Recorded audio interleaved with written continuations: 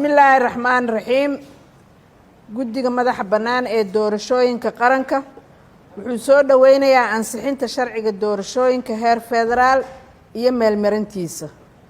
waa tallaabo taariikhi ah oo horey loogu qaaday soo celinta xuquuqda doorashooyinka muwaadinka Soomaaliyeed iyo geedi socodka hanaanka dimuqraadiyadda 50 sano kadib waxaa sidoo kale guddiga madaxa bannaan soo dhaweynayaa guddiga isku dhafka ee heer baarlamaan ee loo xil saaray soo saaridda qaraarada iyo habraacyada lagama maarmaanka u ah dhaqangelinta sharciga doorashooyinka oo ay ka mid yihiin 1 asteynta deegaan doorasho ee kuraasta baarlamaanka xuquuqda doorasho ee gobolka Banaadir ilaalinta qoondada haweenka deegaan doorasho xildhibaanada gobolada waqooyi ee Soomaaliya haddaba si guddigu uu u guto waajibaadkiisa qaran una ilaaliyo jadwalka waqtiyeysan ee howlaha doorashooyinka waxaan rajaynayaa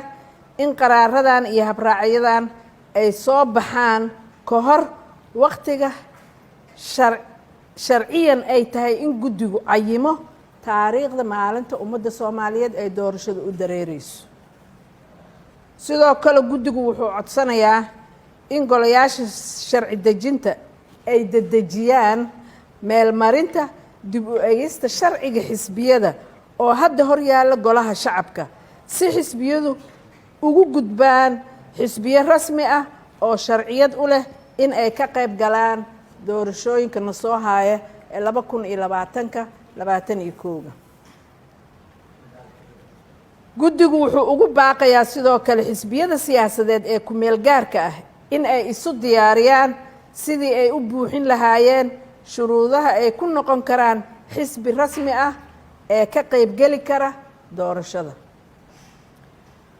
guddigu wuxuu si mug leh uga codsanayaa golaha isku dhafka ee sugidda amniga doorashooyinka in ay diyaariyaan qorshayaasha muhiimka u ah sugidda amniga goobaha diiwaangelinta iyo codbixinta doorashooyinka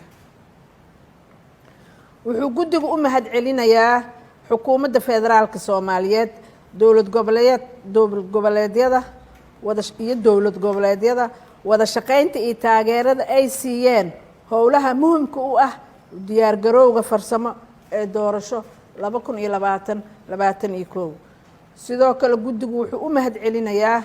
qaramada midoobay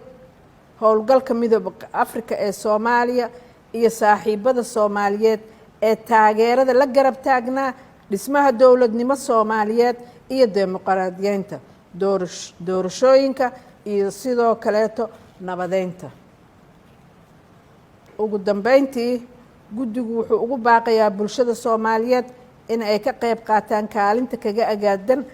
xaqiijinta iyo hirgelinta howlaha muhiimka u ah doorashada 2020 maadaama ay tahay xuquuq ay lahaayeen oo ka maqnad oo maanta u soo noqotay guddigu wuxuu Ilaahay ka baryayaa in musiibada cudur ee dunida haysata